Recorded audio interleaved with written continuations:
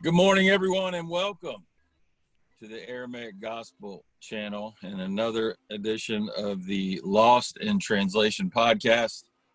I am Steve Conover, and with me this morning is Jim Hobbs.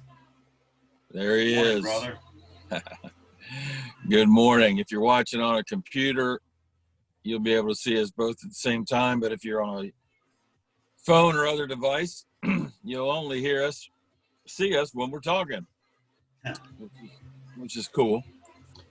The title of this show is I was inspired once again by the Wizard of Oz, and the title of this show is what is the title of this show? It's Concepts and Altars and Offerings. Oh my. Concepts, altars, and offerings. Oh my. I'm going to start this podcast out. Father asked me to do just a short, what Mooji calls an invitation, and it's real short, but I'm going to close my eyes. I don't care if you do or you don't, but just for a moment, listen to the invitation, contemplate what I'm saying in the invitation as we head into this podcast about this subject. So I want to invite all of you in to this meeting with Jim and myself. But before you come into this meeting, I want you to take your shoes off and leave them outside the door. And while you're at it, just go ahead and take your whole body off and leave it outside the door. Even your identification with that body, the thought that you have or that you are a body, either one, leave that outside the door. You can pick it back up when you leave, trust me. This is just going to be a few minutes. Just leave it out there. Oh, and by the way, if you go by a name or you identify with a name, I want you to leave that out there just for a few minutes, along with every thought, feeling, or emotion that name has ever had. Just for a few minutes, leave it out there and come in to the room with me and Jim, because we're about to leave our names out there too. Also leave out there, just for a few minutes, every idea, every concept you've ever had about God, or ascension, or being woke, awakening, any spiritual practice or program or anything of that nature, meditation, breathing, doesn't matter. Just leave it all out there for just a few minutes.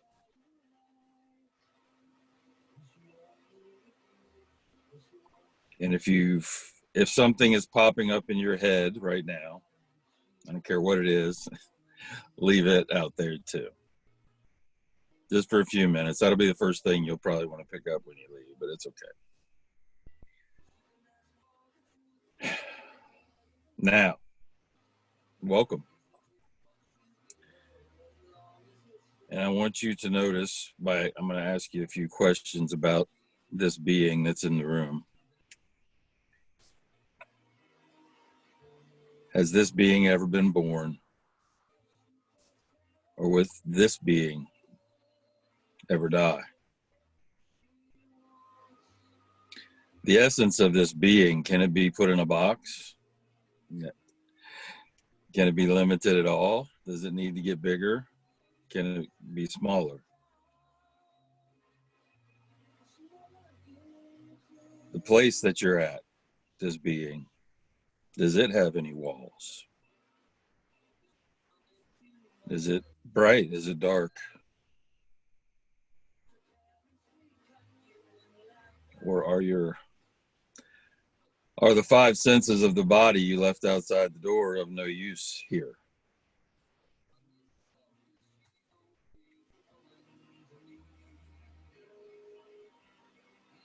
Thanks for coming in.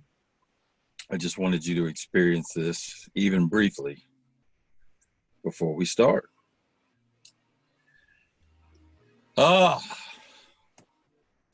That's what I do every morning, guys.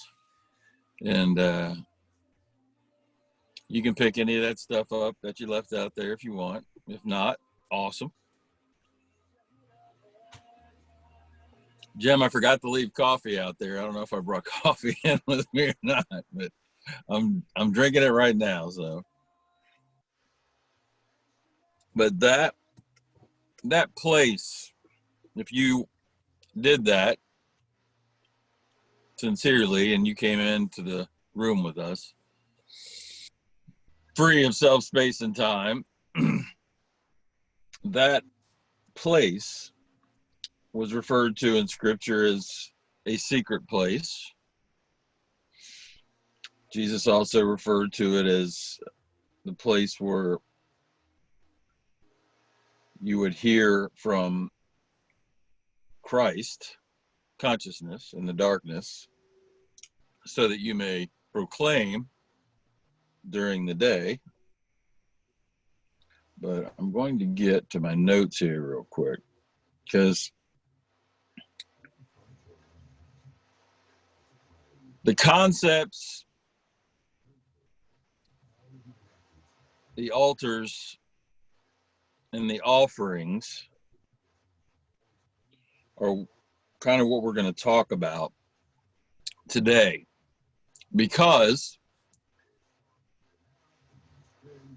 the New Testament in many ways is the perfect example of this, of a concepts about God different than what Jesus taught,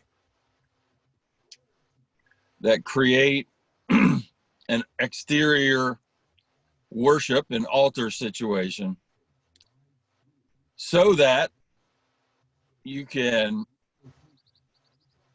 do your offering, whether it's at a building or if you're a meditator out in your backyard, if that's your offering, whatever it is.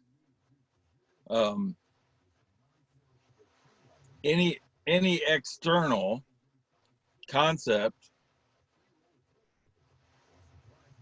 altar, and offering, and here's the mic drop. Yeah, is an Aramaic word is ope or ape. In Aramaic, the word ape was translated into the English word veil. And the word veil, the word ape in Aramaic meant face, and specifically a veiled face. Also in the Greek, hypocrite, not the true self. But the veiled face in the Aramaic is a man divided amongst himself. The false self. And this goes back to the last two podcasts, the love of Kespa being the root of all evil or separation or frustration or suffering. So let's talk about the veil, Jim. The veil is also, according to Jesus, is at the portal or gate of the Haikala temple, Haikala body. And we know that 2 Corinthians 3 says that even today, and it's still true, Even today, when the law is read, there's a veil covering the heart, the portal, the gate of the Hykla body.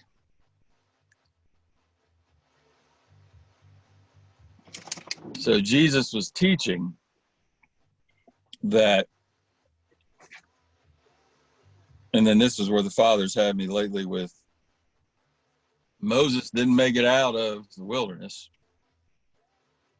because the old generation, generi in Greek, in the Aramaic, it means root cause, must die before one can leave the wilderness. Again, even today, when the law is read, a veil covers the portal to the Hykla body, the heart. See, the veil prevents one from entering the Holy of Holies where the true altar is. In Aramaic, the word for altar is elata. It's a spiritual place. Spiritual, guys, not physical. Where anything other than love is burned off like chaff. That was my morning this morning, guys. A couple hours worth of that with the Father. Now you know why I wanted to do that invitation this morning. See, the true altar. See, the egoic self is more than happy to play religion and spirituality with you. He's more than happy. The ego is more than happy to play. I'm woke with you. I'm ascending with you. He's more than happy to do that with you all day long. And all your trinkets and your external altars and your rituals, no matter how good they are, like Paul says, they all have a degree of glory, but they're all just a shadow. They're all a cheap knockoff, a cheap egoic knockoff of the real thing that I invited you to experience just a few minutes ago. The real thing, the real altar, the real offering. See, if you do this as practice, those thoughts that pop up into your head while you're trying to get into the spiritual place, because trust me, it's not easy to do. It's simple, but it's not easy, because all the stuff that needs to be burnt off like chaff, when you first start doing it, it takes a long time. You got a bunch of stuff, Jack. Trust me, we all do. Especially all of us, like Jim and myself, who did a couple decades worth of the shadow work, the faux secret place, the faux worship, the faux offering. You know, I did that for a couple decades until hello, Midnight. Midnight loves this subject. And until I was able to experience the real deal. Well, let me jump in. Let me jump in here for a second, because when we were in the room, man, there was just so much that just flooded me. So I just been writing down what came to me. So for those of you who entered the room with us and left everything outside the door, can I ask you a couple of questions, which is really asked all of us. But was there anything in the room that you need money to purchase? And the question then comes, can your money, this is from your Heavenly Father, your Creator, can your money buy you a relationship with God? See, until you realize you are already one with the one who created you, you believe no matter what doctrine, whether you're atheist, to walk this planet, you need to earn money in order to purchase stuff that's going to make your life easier. Yet, we started this podcast, and in a matter of less than 5 minutes, you were at a place that you needed nothing. So the question is, why are people who have titles and have built large buildings asking you to come into their room, requiring you to bring your money? And for a lot of you during this pandemic,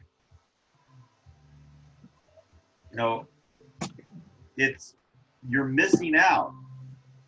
Well, my question to you, what are you missing out on?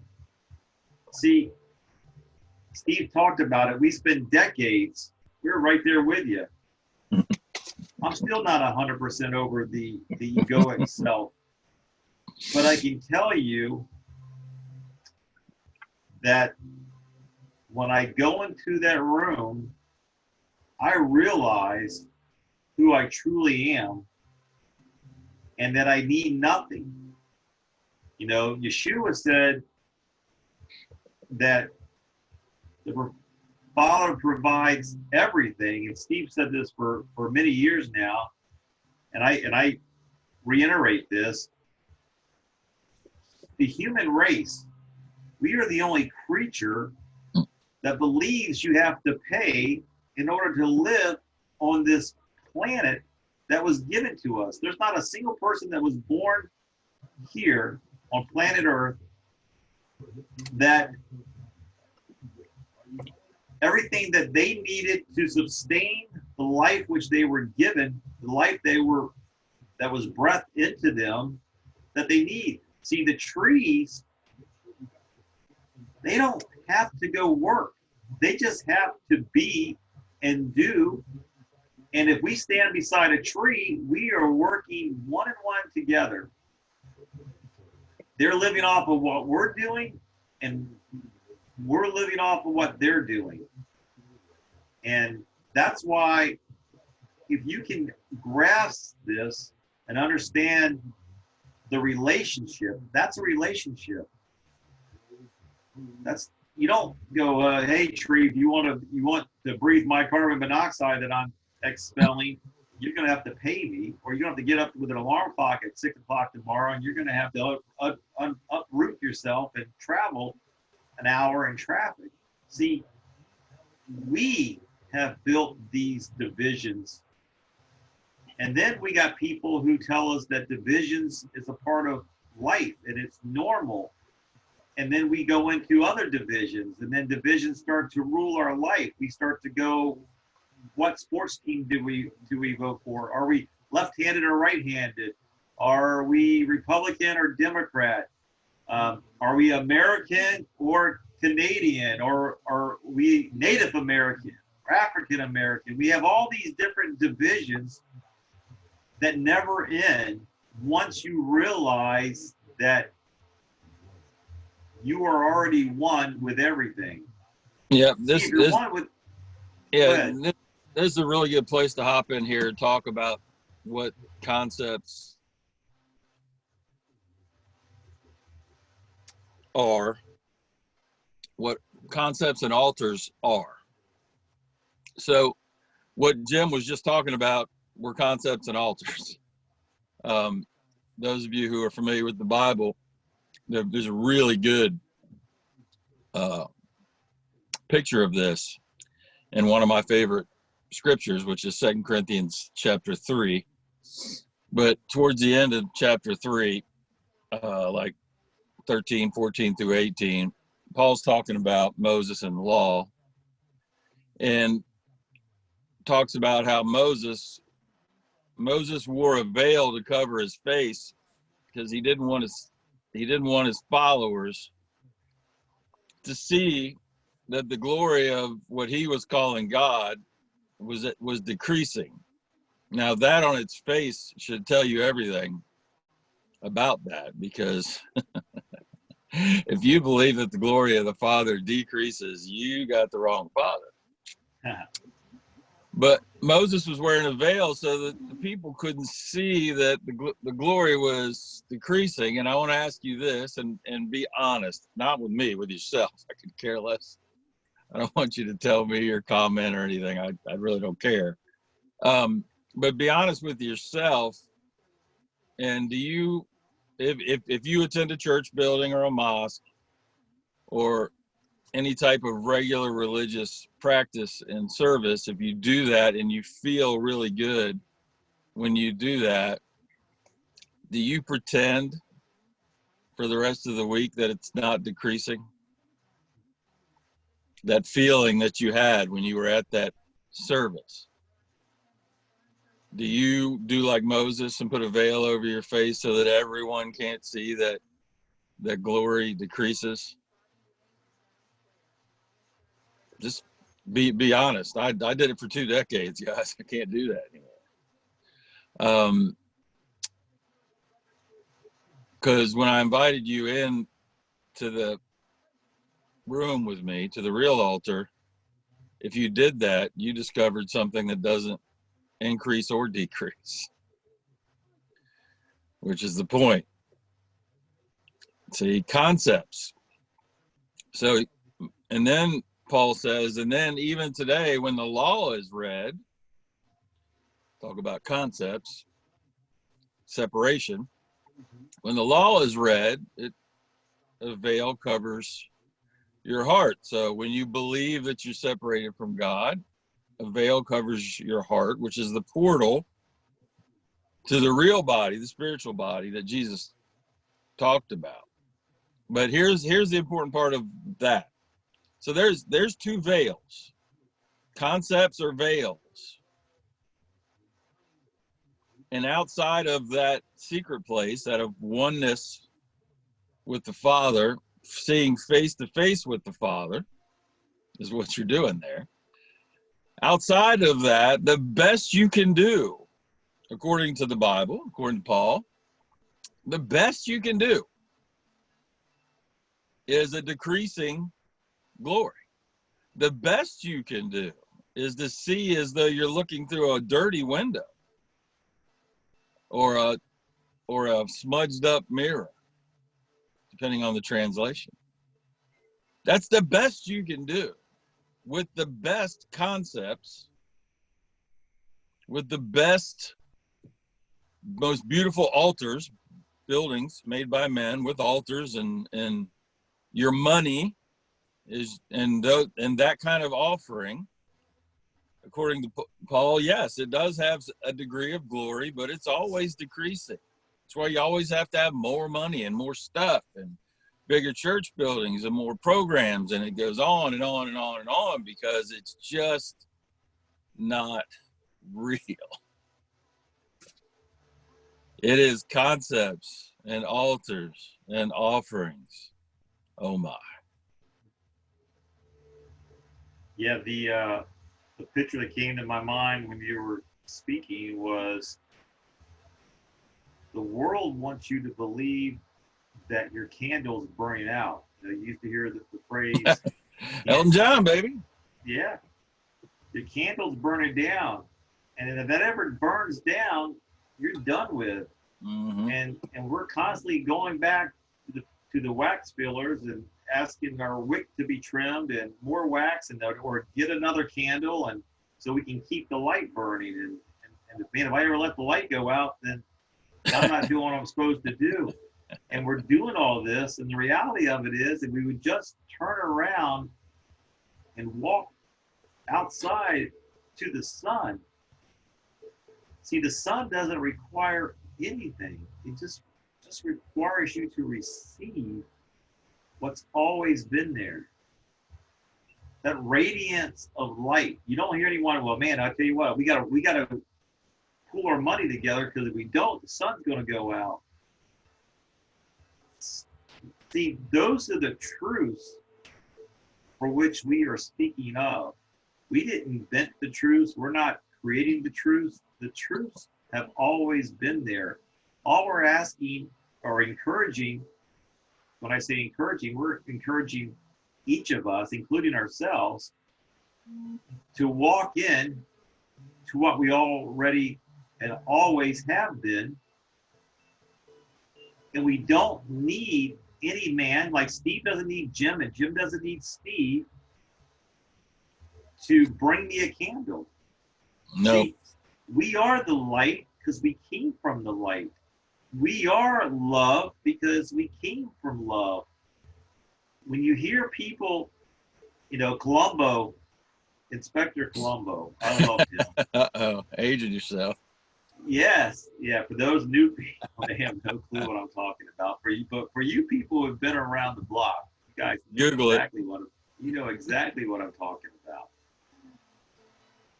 That would be a clue when people tell you that they're looking for love. See, anytime someone is looking or searching for something that they already are, it's a clue to you. I'll give you one more real quick. Wait, Go ahead, it's a confession that you don't have it. Right. It's a confession that you don't have. That's a great way and the accurate way of phrasing that. Just for example, the number of people who I encounter who tell me that they are followers of Yeshua or Jesus, and yet will come to me and say, man, I'm really afraid of the path you're going down. Look, that's a clue to me, as Columbo would say, that the person that they say they're following, that they're not following. And I'll just give you a perfect example. Have you ever heard that phrase, well, look, I'm really, really concerned about your salvation. Because I love you. Because I love you. Yes, exactly, Steve. Because I love you. But the fact that they're uttering the confession of, I fear or I am afraid, tells you that they're not operating in love of who they are. Yeshua, Jesus, said multiple times, do not fear. So when you hear the words that someone is confessing, I fear for you, Jim, I fear for you, Steve, and the road and the path you're going down, right then and there, it's a huge clue. And so when you know, like, I'll give an example that Steve's used this many times, we used this many times on the show, but when you are a child in elementary school and you finally come to the realization that the jolly Saint Nick doesn't really exist as an actual external being that comes down your chimney that brings you gifts because you flip through the Sears and Roebuck Christmas catalog.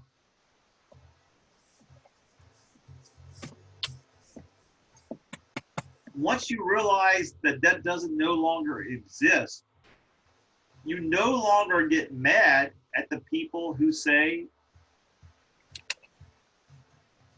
that he does exist. Because you know exactly where they are because you were on that path. You saw that way as well. And I'm going to say one more thing and then I will shut up. But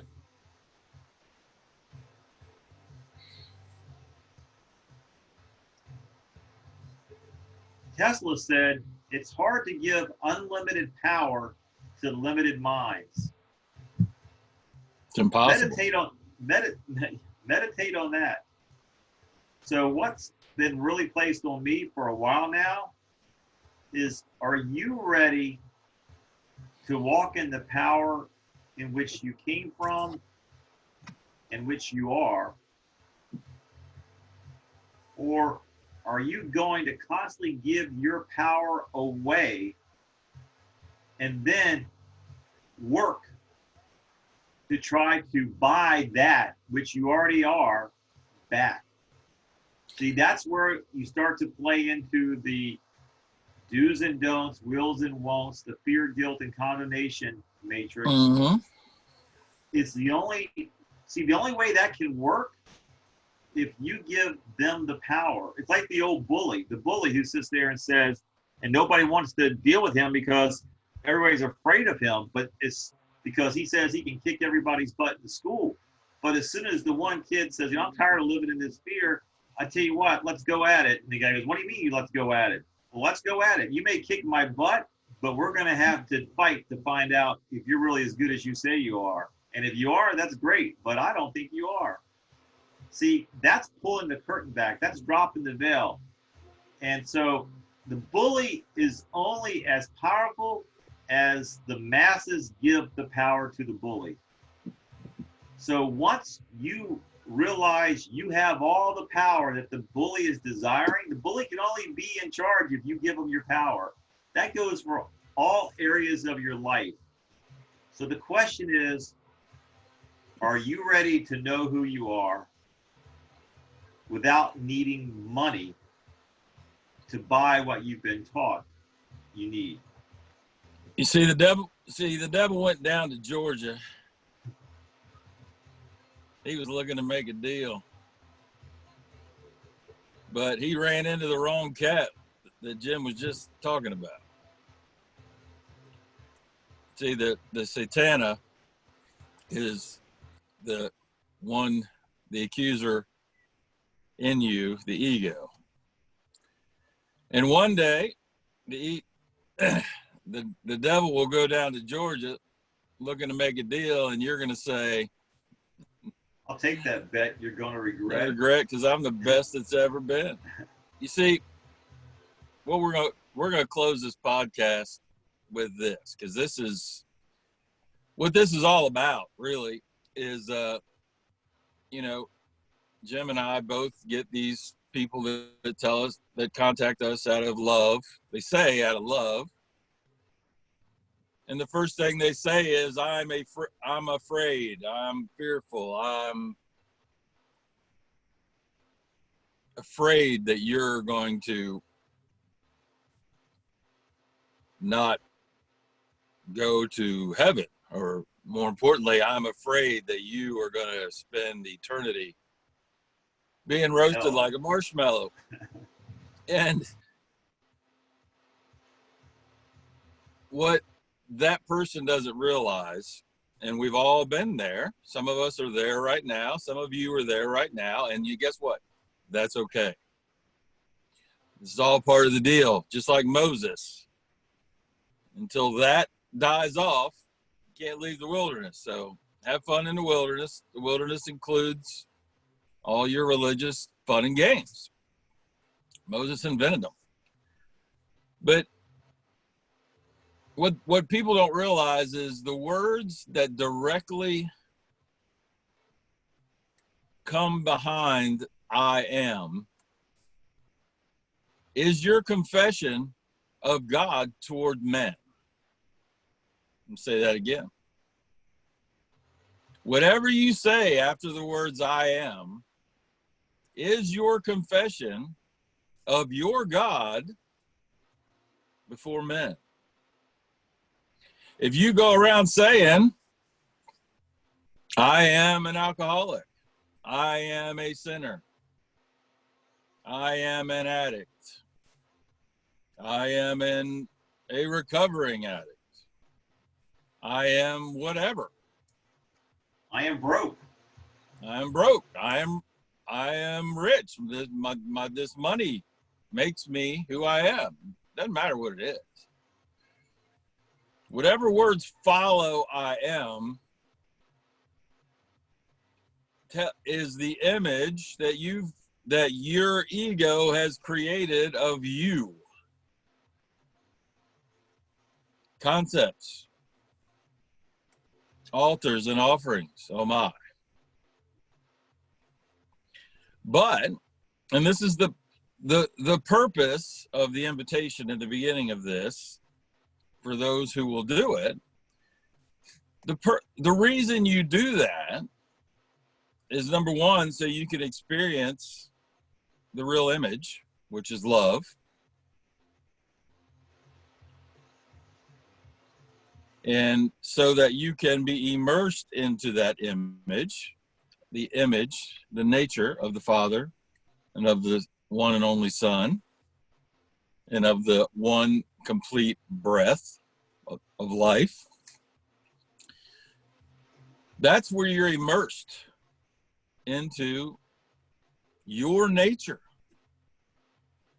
You see, everyone who says, I am whatever, out of one side of their mouth will say, I was made in the image of God, out of the other side of their mouth. But when out of the other side of your mouth, when you're saying, I am whatever, you're saying that God is that. That's your confession, not mine. Your confession. So if you come to me and say, Steve, I'm afraid for you, your God is fear. My God, my Allah, the one and only being, is. And if I have to use a word, the only one I can use is love. And even your book says there is no fear in love. So stop saying to people, I'm afraid for you because I love you. It's an oxymoron. If you don't know what an oxymoron is, you can Google that too. It's silliness is what it is. So this is what I'm going to end with. See, most of you, many of you, I won't say most, many of you won't go to the secret place. I'm going to include a link to Mooji's invitation in this description. It's also in the last video description. But that one's about 20 minutes. I'm actually going to produce one that's just 3 to 5 minutes that everyone can do every morning. Just really short I am meditation.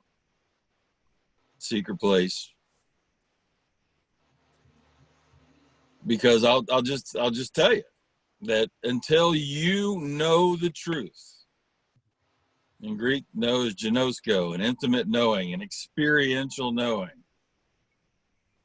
Until you have an experience with the no self, no space, and no time, the eternal you, you'll have no clue what it means to be born from before the beginning. See, Jesus didn't tell Nicodemus you have to be born again from right now. He didn't tell Nicodemus you need to be born again from up in the sky. He told Nicodemus you need to be born from Bereshit, which, just like in Genesis 1 and John 1, is before the beginning. And before the beginning, there was no form. It was formless.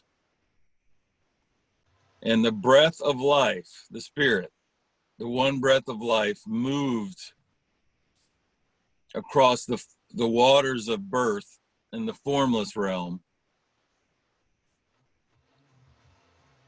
But before that, so let me jump in here for a second. You are. Just like you said, the Pharisees, before Abraham, I am. Before Genesis 1, you are. And you can experience you, Bereshit. Yes. Before the beginning. So let me just, this is a perfect segue into this.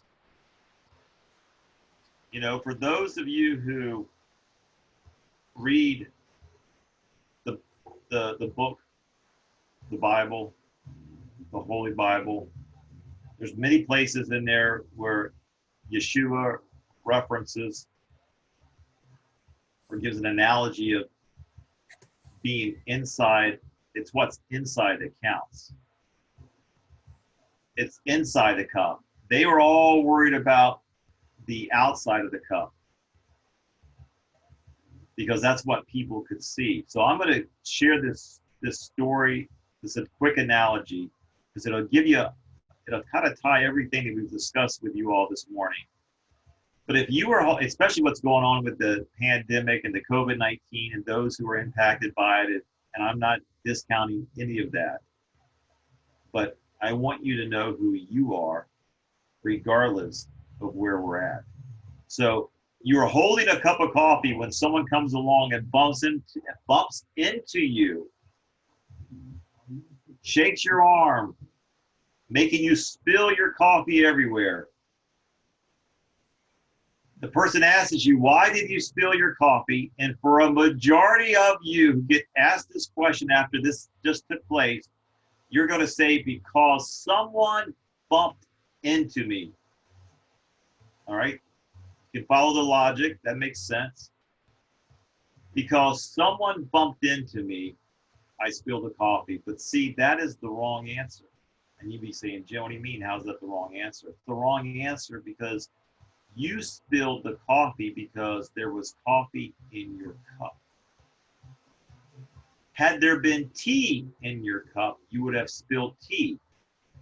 Now you can understand what Yeshua was saying when he said, whatever is inside the cup is what you will spill out. Therefore, when life comes along and shakes you, which it will, whatever is inside you will come out. It's easy to fake it, as we've been talking about throughout this podcast, until you get shaken or rattled. So we have to ask ourselves the question, all of us, including myself and including my brother Steve, what's in my cup? When life gets tough, what spills over? Joy, gratefulness, peace, humility, anger, bitterness, harsh words and reactions. See, life provides the cup. You, me, Steve, choose how to fill it. So let's work together in filling our cups up with gratitude, forgiveness, joy, words of affirmation and kindness, gentleness, and love for others. And love means when someone spills their cup and something other than love comes out, we don't become their accuser. We forgive them, for they do not know who they are. And that is the reason why each of us have to look in the mirror and repent and turn inward. Why? Because that's where heaven resides, inward. That's where life is, inward. And so if we can operate from filling our cup from that place, then regardless of what happens on the outside, love will be the only thing that spills out. Yes, there is a never-ending stream there. Never-ending stream that Jim and I are just challenging you to go find, to go discover. See, if you're going to love your neighbor as yourself, you better go figure out who yourself really is, because you already know the one that's spilling a coffee out in the world every day is not. You don't want to love your neighbor like that, do you? No, you need, if you do decide, if you have chosen in this time, this magical time to be on this rock called Earth, it is a magical time. But if you've chosen to be here for this time, we just invite you. It's time to get to work. It's time to turn inward, like Jim just said. It's time to discover that fount that never runs dry within you. And it's time to leave your home or whatever it is you do during the day with that fountain running over, so that you can, when you come across that neighbor, instead of pointing out the timber in his eye, since you've already done the work on the one in yours, you'll have the ability to come up beside him and help that neighbor do the work that you've already done.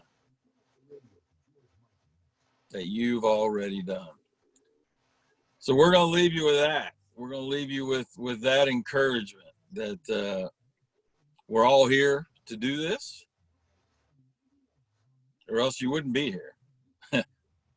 If you weren't, especially if you're our age, you came here in a group of souls for this very purpose. And we're saying, turn inward, get to work, because it's, as Uncle Si says, it's on like Donkey Kong. And with that, we're going to let you go. We love you. Love you guys. We, our constant thought and prayer for you is for you to walk throughout your day and say, I am love. Operate from there. Peace out.